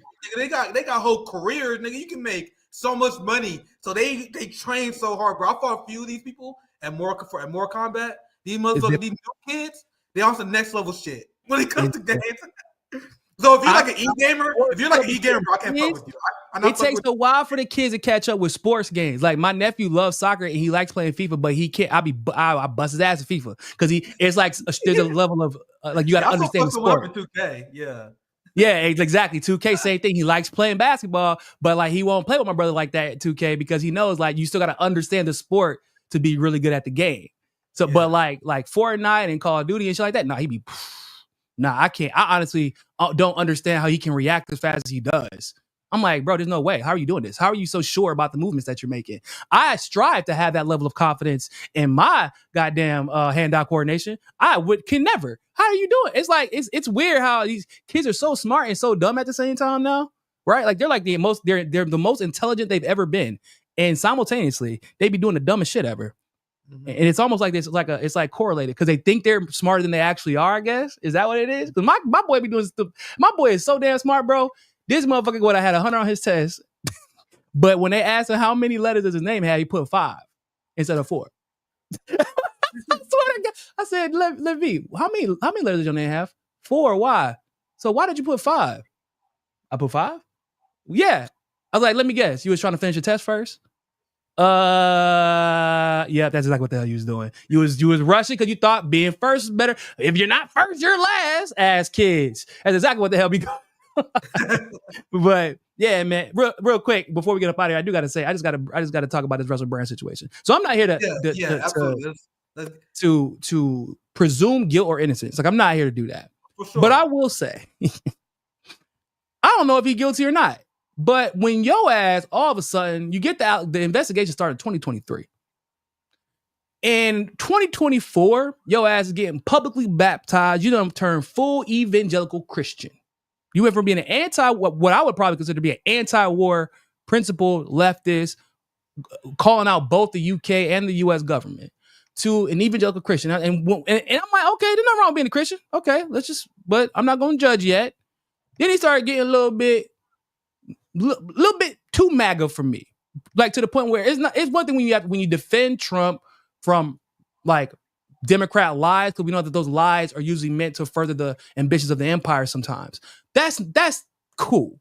But what I saw was he's always defending Biden attacking Biden and always defending Trump. And it was I called him out ages ago, like even before all these allegations. I called him out a long time ago because I'll let you finish your point, Niko. Mm-hmm. I remember I saw he covered Ukraine. So I'm like, oh, he getting Ukraine right. So let me see what other things to cover. Then I'm immediately like, nope. Mm-hmm. Because he was obviously performing for a certain audience. He obviously was being fake, just like Jenkins. But please continue, Niko. No, we actually, one of our shows, we talked about it where I was like, he was obfuscating about Israel. All of us, like, because people were, so you can't make a career of being a principled anti-war, populist, leftist, whatever you want to call it, but you were anti-war. And you talked about all of the wars the United States or their NATO allies were involved in, whether it be trying to overthrow the Syrian government at the time, the Russia-Ukraine situations in Africa, even Iran. But then whenever Israel starts committing a genocide in Gaza, you are noticeably silent.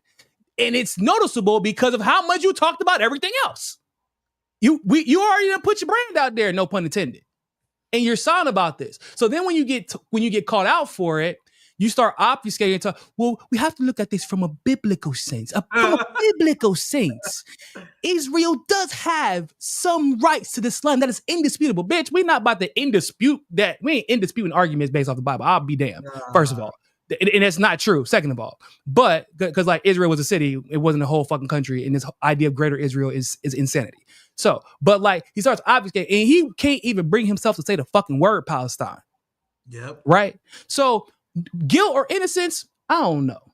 Okay, cool. But the fact that you go to his YouTube now and it's straight defense, always and forever, of everything Trump does, it looks like you were trying to build up a base of people that you know are unprincipled, because when shit comes down and you knew it was coming down because the investigations were announced, you wanted a barrier. You wanted a group of people who are going to defend you no matter what, because we know these motherfucking MAGA people, they love defending weirdos and the Hollyweirds and the sex pests the moment that they declared their Zionism or their evangelical Christianity or their love for Trump, right? And that's exactly what happened. Yep. So at the bare minimum, you're unprincipled, you're duplicitous, you're opportunistic, and we can't trust shit that comes out of your mouth because your entire ideological shift was convenient.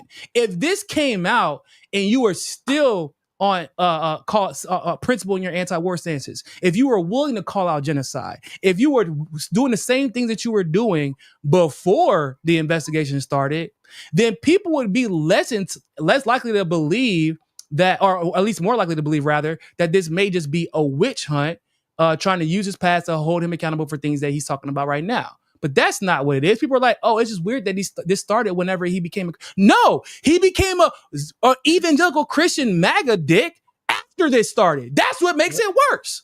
Yeah. And even, bro, in that video, he brings up he tries to get his emotional reaction out of his white evangelical base by bringing up the Southport murders that happened in England, because they were that was that bullshit where they were trying to blame a Muslim immigrant for something. Yeah, Niko, I want to play the video. I want to play the video before you get into. I want to play the video first, because what you get into is I'm sorry to interrupt you, but you're on point here, because what he did was set up an audience that will buy the political witch hunt narrative, and that is exactly what he went to. And this would be way more legit if Russell Brand wasn't being so obvious in his narrative that he's a sellout. Because you mentioned how, and this is what I called him out for. He would say stuff like, "Man, yeah, the Israel-Palestine situation." Well, he wouldn't say Palestine. He said the Israel situation is very complicated.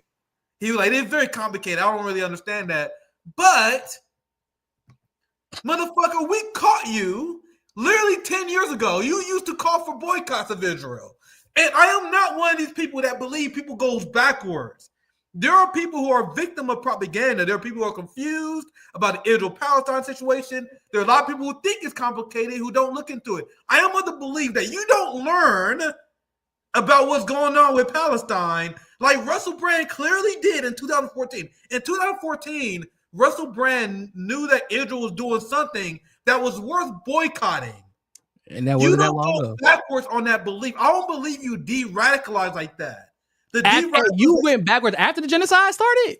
Yeah, you go backwards after waking up. I just like Joe Rogan, I don't believe you. Like, I don't believe that you can be waking up to corruption and then later like, oh man, I guess I was wrong. Corruption is good. That shit's not natural. Either you stay asleep forever. There are a lot of people who just stay asleep forever and they just avoid this shit. And you don't wake up and then go back. And Russell Brand has been caught doing that. And then let's play the video. And then I'll pass it to you. I know you got a lot more to say on the story. So let's play the video. Then I'll play the whole thing without interrupting, just for the sake of time. In 90 minutes, it's very disgusting because obviously, I don't know if he's guilty or not, man. The establishment does a lot of fucked up stuff, but he isn't acting like a guilty motherfucker. Exactly. Yeah. Like, let's play it. Firstly, thank you for these incredible and overwhelming messages of support. We're very fortunate in a way to live in a time where there's so little trust in the British government. We're very fortunate, I suppose, that this is happening at a time where we know that the law has become a kind of weapon to be used against people, institutions, and sometimes entire nations that will not accept and tolerate levels of corruption that are unprecedented. I'm speaking particularly to those of you that are watching this in the UK. How do you feel about your legal system right now? How do you feel about some of the high-profile cases that are not being pursued and prosecuted? How do you feel that the Southport murders were handled? How do you feel about the government of Keir Starmer?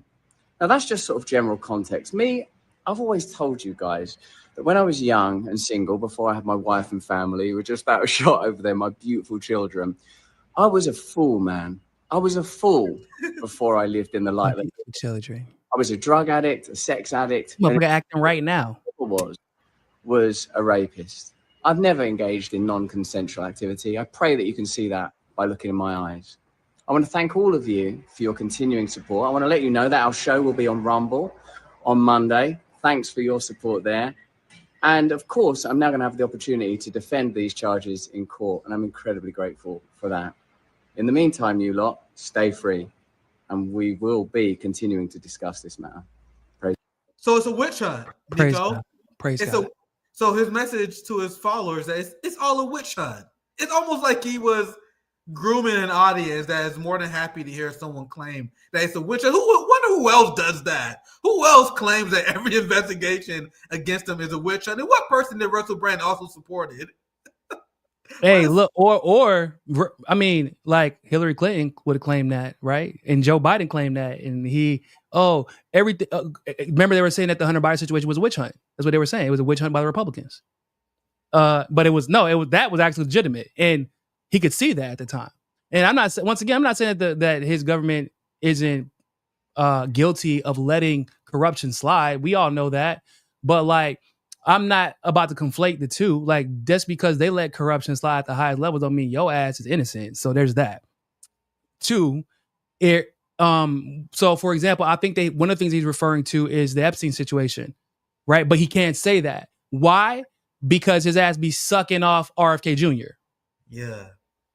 That's why.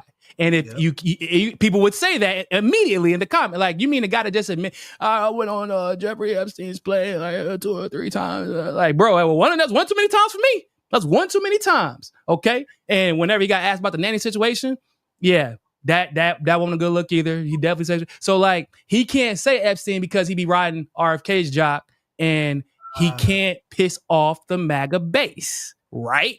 Yeah. So he makes these allusions to things that he would have been openly willing to discuss in the past before these allegations came out and before he made his little shift to becoming MAGA. And at that point, like I said, presumption of guilt or innocence, I don't know. It's highly likely that one of these cases, he did something wrong because of his past.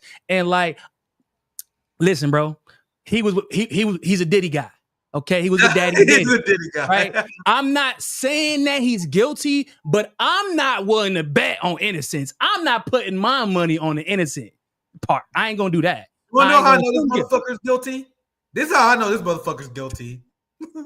Dildo. Judge a man by the company that he keeps. Hey, judge a man by a company he keeps. That motherfucker look guilty as hell. That's all I'm saying. And we can hold two thoughts at once because I want everyone to be intelligent. I want everyone to weigh all options. It is 100% possible that the government will set something up on your ass knowing that you have a narrative that they don't like. But you are 100% blackmail bait, motherfucker. Exactly. You live a degenerate life, and that's why you are the perfect man. That's why Rabbi Shmuley got close to you. You're like, oh, look at this motherfucker. This motherfucker is blackmail bait. That's what people don't get. It could be a witch hunt to some degree, and somebody said like it could be a distraction, like using a small fish to ignore the big. That's all possible, and also it's possible that he's still guilty. You know, Charlie Kirk said that the allegations are absurd, and I'm trying to understand. Like, okay, so like, I'm like the mere possibility, Nick, of the allegations are absurd. Charlie Kirk said. I said, so like, is it absurd now that he's a evangelical MAGA Zionist, like, or would it have still been absurd when he was a principal anti-war leftist? Would it still have been absurd to make this, like, the possibility of these allegations would have been absurd then? We know the answer to that. Right? Like, that's the problem. That y'all motherfuckers are cultists. Just like the people who defend the Tates. Like, the Tates can be found not guilty for this very specific thing that they were charged for, and they would still be pieces of shit based off the video evidence we have of them. And y'all will still defend them because, well, the Romanian government's corrupt and they're still pieces of shit. I don't understand like why y'all acting like they're not. They're still pieces of shit. You could be innocent, quote unquote, because you've managed to navigate a technicality of a law, but like you can still be a piece of shit. I don't understand why people can't separate. How is being a pimp living Christian values? Because like it literally blows your mind because Andrew Tate he did the financially smart thing of turning MAGA to win their money over too. So the whole thing is talking about the degeneracy of the left. That's the culture war that they promote. That's what they said. The degeneracy of the left. Meanwhile, you got he's a fucking admitted pimp. He just says he does nothing illegal, but he never like declined the fact that he's a pimp. He described pimping, and that's the degeneracy you guys say you're fighting against. And you guys see why in general why I hate the culture war, because everyone's fucking hypocrites. And no more, even if you sympathize with one side over the other, which I do not, both sides are fucking hypocrites. Because the same people who deride homosexuality and degeneracy, I promise you they're sucking cock in church somewhere. You know what I mean? They're all hypocrites. It's just that simple. But Niko, go ahead. I think you like that's what I'm saying, bro. Like I feel like this shit with Russell Brand hit harder than Lindsey Graham, whatever the hell Lindsey Graham be hitting in that closet, right? Because we all saw this coming. We talked about this, and I remember us talking about it because of the fact that enough people were not talking about it. Like the bigger audience, the people with the bigger audiences that would be quick to call out somebody from MAGA, for example, or even another person who considers himself to be a leftist on this particular issue, with like Israel, for example. Like they were noticeably like quiet about Russell Brand's silence on genocide, or his silence on Israel's role in Syria, for example, or basically silence on anything that would mean that he has to openly criticize Trump. Like, I noticed it because I remember, like, damn, didn't I used to watch Russell Brand? Why did I? Oh, that's why, because he is full of shit all of a sudden. What? And the feigning stupidity, feigning ignorance, that shit pisses me off more than anything. You can't. I'm not really educated on this issue. Bro, you go out of your way to be overly educated on issues that people are not overly educated on. Like, that's your whole shtick, isn't it? That's digging deeper. And you're like, I'm not really educated on this issue. Okay, so why aren't you educated on the most important issue potentially of the fucking decade, of the century potentially? Like, why aren't you? Feel like Tim Pool will say you got Israel derangement syndrome. Like, they know exactly what they're doing. Like, that was his. I think people focus too much on Israel. You mean the country that buys all our politicians off? They have the most influence in the entire country. He's like, yeah, I mean, that's true, but it doesn't mean it's not Israel derangement syndrome. No, they have more influence than any other lobbying group in the world. What do you mean? I think that it's justified that we talk about them as that. That's like saying, that's like people in the global south saying that if you're there are debating with somebody, you got United States derangement syndrome. You think everything revolves around the United States? Yeah, motherfucker. All of our problems, every single one of them can be traced back to the United States. It's not derangement syndrome it's a fact. It's just the truth. But when you get down to a Russell Brand, and like that, it's another component that you could point to that exposes the cult-like behavior and how not different this administration and its supporters have been from Biden, bro. I will admit that I didn't think it would be as cultish as it is, because this is the last 4 years he has to get some shit done. So this is a time, if you were ever going to hold him accountable, because not like he's going to win again, because that was the fear last time is, well, we don't want to be too hard on him, because what if he doesn't win and Biden is worse? And that at that point, that was a legitimate argument. Biden was worse than 2016 Trump. But Trump is on a race to the fucking bottom in that regard. This is time to hold him accountable. There is no next man up. There's no next race for him. There is no, well, we got to prepare for what if the Democrats, no, this is it. This is the time to hold him accountable. If you're not going to do it now, then when? But the problem is the Trump economy. And I'm not talking about for the United States. I mean, the economy these motherfuckers built around being social media influencers during the Trump era. They are trying, it's just like this controlled crash of the economy. People are trying to secure their bag as much as they can to soften their landing when it eventually comes down. They know the end is coming, so they're doubling down. They're doubling down because whose ass are they going to kiss after Trump is out? Who they going to make money off of? Candace already seen the writing on the wall. Candace already moved on. She figured that shit out. Bro, I will give Candace Owens credit. She a smart businesswoman, Nick. She is a smart ass businesswoman. She's like, yeah, we ain't supporting genocide shit. We about to start, and we're gonna start calling out RFK Jr. And like, she's not like directly calling Trump out, or no, she actually has directly called Trump out, while like still maintaining some of the principles that the base actually claims it supports. But she actually stands on business when it comes to a lot of those shit. She created a brand for herself. You know bro, she's outpacing it. The Daily Wire fired her. She's outpacing them single-handedly. They just had a bunch of layoffs. They created a monster, man. They created a monster. They did. And she was smart enough to see, like, y'all motherfuckers gonna throw, like, I think that she realized, like, we're gonna throw me under the bus anyway. Because they thought that her brand was reliant on her loyalty to Trump. They thought that. And to be honest, I kind of thought to some degree it was like the loyalty to Trump and I'm going to continue to show on black people. And to be fair to her, she kind of, outside of the George Floyd thing, which she will never let go of, she's moved on from the black versus white narrative shit, which is good for her. I'm glad. She's call out genocide, and she's not linking her brand to Trump. She's linking her brand to calling out corruption instead.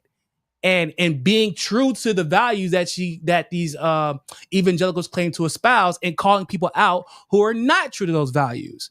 That was a smart brand switch, because in about 2.5 years, whenever she's still getting these views, because she will continue to get them, she's more popular now than she's ever been. I actually sometimes will stop in and look at her videos like, damn, what Candace got to say today? Let's see what the fuck she's talking about. Like, Charlie Kirk, done. All of them, bro, all of them are done after this shit. Ben Shapiro is even trying to get the rest of his little bag before Trump. And remember, he was against Trump. He was always against Trump, and he made that switch in the middle of this election because he knew, like, we don't got nothing to talk about outside of culture war and Trump versus Biden. And when Trump is out, what's next? Yep. They realize they're screwed. So yeah, and they will have nowhere to go. They made their bed. That will happen when you rely on the duopoly. But I gotta get out here. It's always great to have Nick and Niko, man. These shows are always great. Always try to have them on Friday. Always great to end the week on the Nick and Niko show. So. Hey, we gotta start trying doing that shit like more weekly too, because while the time difference is better, because now I'm only an hour behind Eastern time, or hour ahead of Eastern time. So yeah, we gotta try to start doing this shit more weekly, bro. Because that's we definitely gotta make it probably a Friday thing or something. But it's always good. Anything you have coming up, Niko? I might have to get you, Fiorella. I want to get a panel together, like maybe you, Fiorella, Misty, probably a few other people. Maybe we can do that. Shout out to Misty, man. Join and do Dissidents. Yeah, we have post duopoly at April 16th as well. So maybe we gotta do. Bro, like people keep asking me to go on. So that's you, Kid, and do Dissidents. Yeah, maybe we should bring you on for one. I'll come on, yeah, for sure. People kept telling me like, "What happened? Why aren't you going on post duopoly?" I'm like, I'm not sure. What are y'all talking about? Is it like and then they explained to me, I'm like, oh, probably because of my fucking time difference, and they know I got a crazy ass time difference. Yeah, and it's usually hard to do post duopoly because we gotta like collaborate all our times and shit. That's why we usually only do it. Everybody says a different time zones. Yeah, we usually do like Tuesday evening, but I don't know, like evening, like morning for you is gonna be weird. But Tuesday evenings I could do. Yeah, if I gotta get a week notice or week or so notice, I can do Tuesday evenings. Yeah, but yeah, we definitely hit you. We gotta do something here soon. Any last things you want? Anything you want to plug, promote? Make sure you guys follow Spot. Niko doing a good job. We got a lot of good. David going brazy over there, bro. David is legit, bro. Like this motherfucker's legit as fuck. Like the content. I had him on RBN. I saw. Yeah, dude, smart as hell, man. It's great. Bro, too much. Team we build it. He's smart bro, as fuck. If you let David cook, bro, David just bop. Bro, the info he'll drop in the way. What I love about David is not just like, first of all, I would consider him the foremost expert on African politics. Like, not even close. Legit, man. Not even close, y'all. But it's the way that he can explain the interconnectivity of the Western hegemony with African politics, so that other people outside of Africa can understand it and understand why it's important to follow. Cause like it's hard. It's not like we don't talk. I talk about African politics all the time. Like, but the problem is it rarely catches fire outside of an African audience. And David, however, has been able to bring multiple audiences from around the world into the conversation about African politics, where he started to popularize those conversations. And I've been advocating for David to join Hotspot for a minute, and I'm so glad we were able to get him on, dog. He's such a heavy hitter, man. Like, he's one of the people that I listen to, especially to speak about Africa. I'm like, then I realized just how little I actually know. Like the breadth of knowledge, like you guys know. And I tell you guys, like it's almost like a time game. Like you learn more, you get a little more information. But Africa is so giant, China is so giant. Like I'm just scratching the surface. But he got such a breadth of knowledge. It's great that we have him on the team. Either way, like you guys can find his videos if you follow the Hotspot account. This is his latest one that he released. Niko had a lot of great videos this week. I just released a Yemen video as well. Make sure you guys follow us on Hotspot. Any last words that you have, Niko? I'll be back on Monday with Dr. Serena. Subscribe to the channel. Y'all don't forget to share RBN stuff. Share, y'all know where I'm at, 40 People Podcast. Like, share, subscribe, support y'all's independent journalists, right? Because y'all know there's not. I mean, we not going on Piers Morgan like they already said. We get our love from y'all. The Piers Morgans of the world, they not bringing us on. They can't have that. So The only way people gonna see us is if y'all show the love. And sometimes a share can be worth more than $1. I'm just saying. So go follow Hotspot on Twitter.